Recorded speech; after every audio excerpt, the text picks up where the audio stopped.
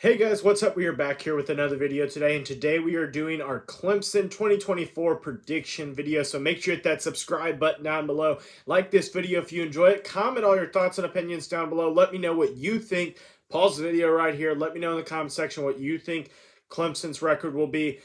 Just let me know what down below. And then after you watch the video, let me know your thoughts on my opinions and where I think Clemson is at this season going into a really important season here for Dabo Swinney and the Tigers. Dabo has fallen off a little bit in his prominence. He's probably still considered the second or third best coach if you take his entire premise as a coach. But let's get into today's video. We have a big team here, but when it comes to this, we're going to look at Clemson's schedule, and man, it looks rough to start. You got Georgia to start off the year, Mercedes-Benz, August 31st. Yikes. That's all I got to say. This is going to be a rough game. There's no doubt about it. Georgia is one of the best teams in college football this season. It's either them or Ohio State is many people's number one team in the country to start off the year. So simply put, they're an awesome team. They have a lot of things together. And right now, I think Georgia is kind of the team to beat, and I don't think that Clemson is the team to beat them.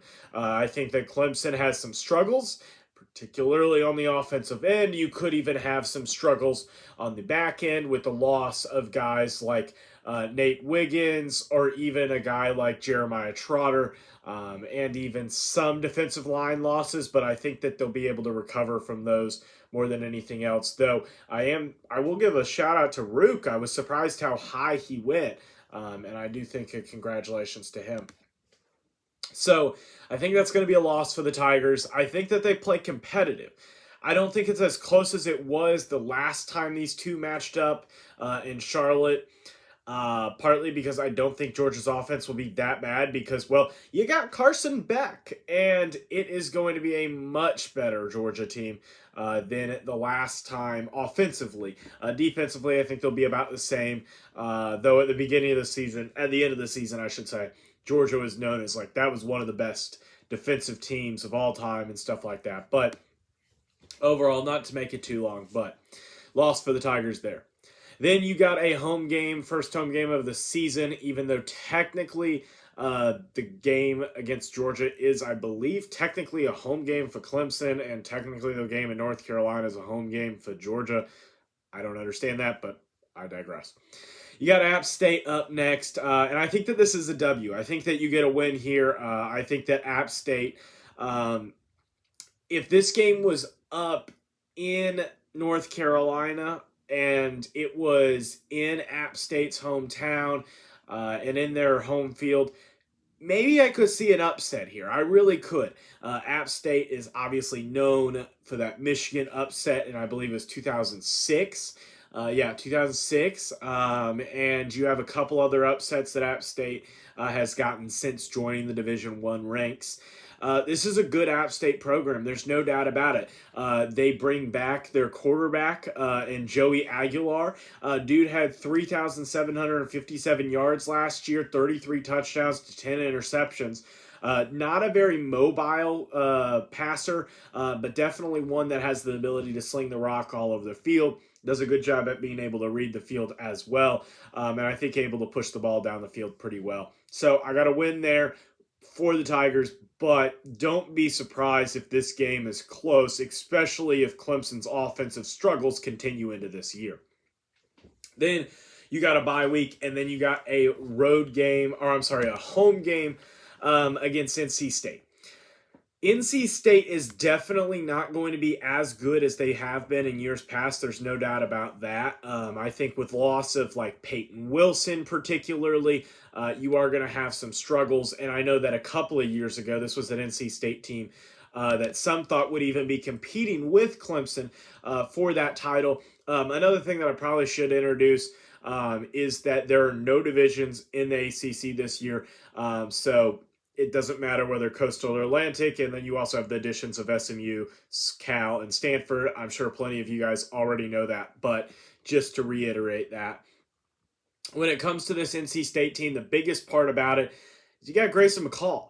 McCall is a great quarterback, obviously. He spent 4 years at Coastal Carolina, played really well there, and did a lot of good job at being able to be able to get the rock out, be able to move it around, and did a good job overall.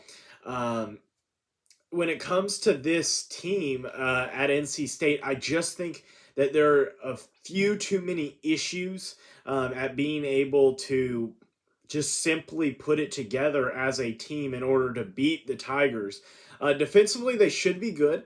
Last year, they played well. They were good defensively, but you do lose Peyton Wilson, and I definitely think that that could be an issue when it comes to linebacking core. That's just, it's not going to be as strong as it was in years past.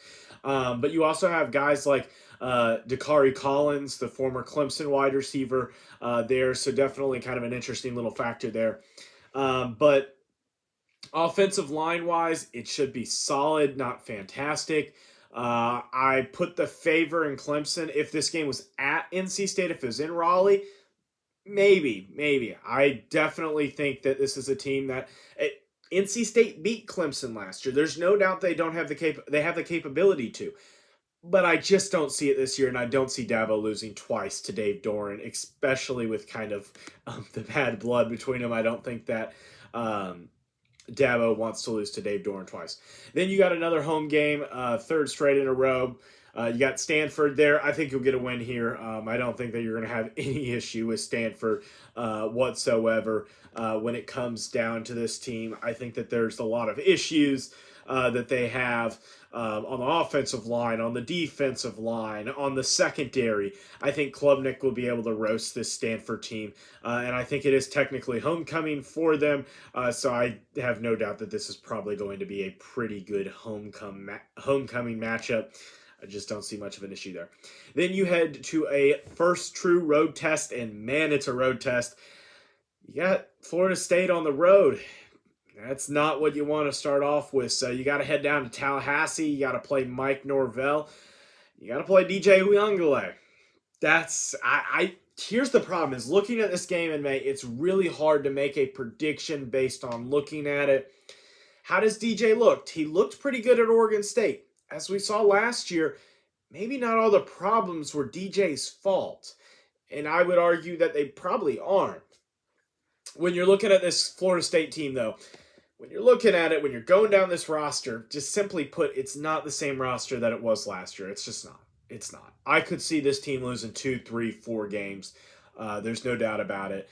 I think that at the end of the day, I am going to give Clemson a loss, partly because of how poor they were on the road. Look at Miami, look at NC State, looked at all sorts of games, and then look at their home performances. I'll even give them this credit. My team's Notre Dame. You beat us well when we were in Death Valley.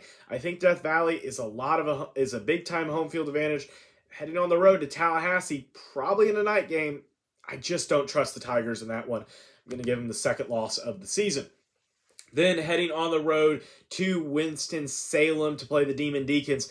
I'm going to give them a win here. I think that Dave Clawson and this Demon Deacons team struggled last year and will struggle again this year. I think that they shouldn't have much of an issue here. And like I said, even though you had road issues throughout the season, Wake Forest is not the team that's going to be able to beat you up over it. Then you got Virginia coming to town, got Tony Elliott, the old OC.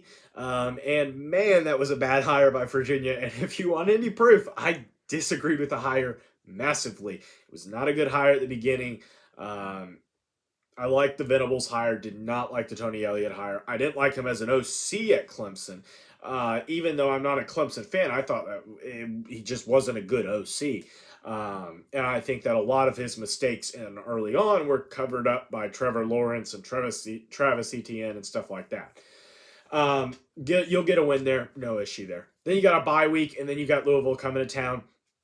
Louisville is a team that struggled against Clemson for a long time, even going back to the Lamar Jackson days where you almost beat him, but Ben Boulware had something to say about that. You had to stop there. But outside of that, Louisville's really struggled. But Jeff Brom has done a great job with his team. There's no doubt about it. He's really improved the team. He even brought him to an ACC championship appearance, which was the first time in a while for the Cardinals. And with it being his alma mater, I think that he's pouring a lot into this program. Obviously, we've seen people going back to their alma mater where it doesn't work. Point in case, Scott Frost at Nebraska just did not work out for him whatsoever. But I just think Jeff Brom's a better head coach. Scott Frost, don't get me wrong, did a great job turning around that program at UCF. But when it comes to this Louisville team, when you're looking at it, you don't have Jack Plummer anymore as your quarterback. You do lose your running back in Joyer Jordan to the draft as well. You're looking at a much smaller roster of players that had a good year last year. But I will say this. You got Tyler Shuck as your quarterback. I think that's a good pickup right now. I like it. I'm not like super hyped about it. But I think overall they should be good defensively. They brought some pieces back. So I think that this is going to be a solid team. Not 100% sure where they'll land, but I am going to give the win to the Tigers with the home field advantage there as well. Then you got a road team at Virginia Tech, a road game against Virginia Tech, and I'm going to give the win to the Hokies. I think that Virginia Tech is a good team. I think that Brent Pry has actually done a much better job, and I'll be the first to say I was wrong about Pry. Pry has done a pretty good job at turning around that program. Had a good end of the year last year. He does have to continue to turn it around if he wants to continue that, but right now it's looking good. And when you have to go to Blacksburg, maybe a road night game, especially if you were to get a win against Florida State, or if you somehow were miraculously able to beat Georgia, then it's probably definitely a night game. And Virginia Tech, it's a tough environment, don't get me wrong. They haven't won many games at home in big environments, but Clemson struggles on the road. Again, I go back to it. These last 2 years, they've struggled a lot. So I'm going to give the win to the Hokies. Then you got a road game against Pitt. Despite, I say, all the struggles on the road, Pitt does not have much of a home field environment at the Pittsburgh Steelers Stadium. I think that they get the win here. I have my issues with Pitt, especially offensively. Even defensive line-wise, they're not as good as they have been in the past. I think that it's going to be a win there for the Tigers. Then you got a home game against the Citadel. You'll get a win there. You're going 8-3 into your big game against the South Carolina Gamecocks. And this one, I'm not going to give a prediction on it. It's 50-50. I don't know. I'd give the edge to Clemson. And if you want to say it, my record prediction is 9-3 right now for the Tigers. I think that they get 3 losses. I could see them beating Virginia Tech and losing to South Carolina. I could see them beating Virginia Tech and losing to Louisville. I could see them possibly beating Florida State and losing to a team like Pitt. Possibly. I could even see them get only 2 losses on the season, maybe 1, but I just find it unlikely that the Tigers only lose 1 game all season when your first game is a pretty automatic loss, because I just don't see you beating Georgia. I just don't. So that's going to wrap up today's video. As always, hit the 2 videos down below and the subscribe button up here, and hope you guys have a great day. Bye.